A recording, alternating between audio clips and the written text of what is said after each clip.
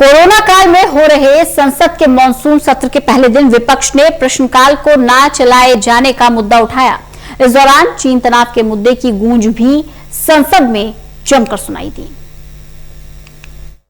संसद के मानसून सत्र का पहला दिन हंगामेदार रहा। विपक्ष ने प्रश्नकाल की कार्यवाही न चलाने को लेकर सरकार की मंशा पर सवाल उठाए। हालांकि सरकार ने साफ किया कि ये सत्र ऐसे वक्त बुलाया गया है जब कोरोना काल चल रहा है, लिहाजा सभी को सहयोग करना चाहिए। कोरोना काल में संसद की कार्रवाई फिर से शुरू हुई। सत्र के पहले दिन दोनों सदनों में पूर्व राष्ट्रपति प्रणब मुखर्जी, पूर्व केंद्रीय मंत्री रघुवंश प्रसाद सिंह समेत कई दिवंगत सांसदों को श्रद्धांजलि दी। दिवंगत नेताओं के सम्मान में सदन की कार्रवाई को स्थगित भी किया गया। लोकसभा में सदन की कार्रवाई शुरू हुई तो कांग्रेस संसदीय दल के नेता अधीर रंजन चौधरी ने प्रश्नकाल की कार्रवाई न चलाने को लेकर सरकार को घेरा। चौधरी ने कहा कि प्रश्नकाल संसदीय प्रणाली में होना जरूरी है, ये सदन की आत्मा है। अधीर रंजन चौधरी ने कहा प्रश्नकाल जैसे गोल्डन आवर्स को हटाकर लोकतंत्र का गला घोटने की कोशिश की जा रही है। अधीर रंजन चौधरी ने चीन का मुद्दा उठाने की भी कोशिश की। चौधरी ने कहा कि कई महीनों से हमारे देश के लोग तनाव में हैं। हालांकि लोकसभा अध्यक्ष ओम बिरला ने अधीर रंजन को रोकते हुए कहा कि संवेदनशील मुद्दे पे संवेदनशील तरीके से बात रखी जाएगी। विपक्ष के अन्य सदस्यों ने भी प्रश्नकाल और प्राइवेट मेंबर बिजनेस होना जरूरी बताया।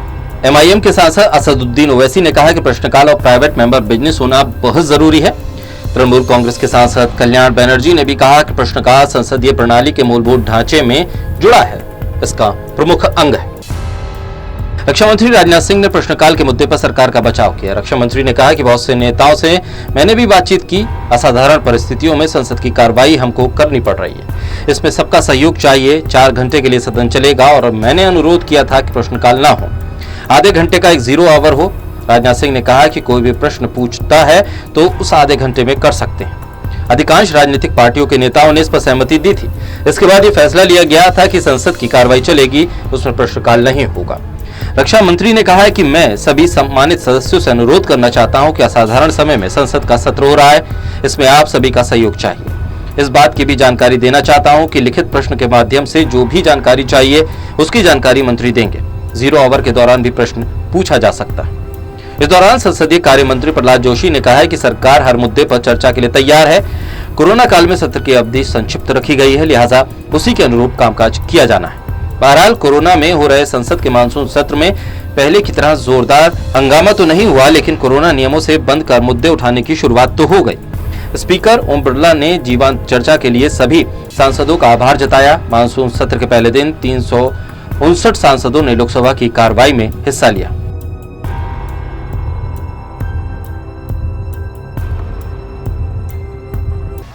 जाहिर है कोरोना काल में हो रहा संसद का मानसून सत्र कई बदलावों के साथ हो रहा है। इसके लिए एक पूरी गाइडलाइन तैयार की गई है और उसके मुताबिक ही इस सत्र में कामकाज आगे बढ़ेगा। लेकिन जिस तरीके से पहला दिन हंगामेदार रहा, उसमें विपक्ष ने सरकार की मंशा पर प्रश्नकाल की कार्रवाई न चलाने को लेकर सवाल खड़े कर दिए। ऐसे में आने वाले दिनों में अलग अलग मुद्दों को लेकर सत्ता पक्ष और विपक्ष के बीच टकराव देखने को मिलेगा। कैमरामैन विद्याबिक के साथ प्रदीप कुमार, टोटल न्यूज, दिल्ली।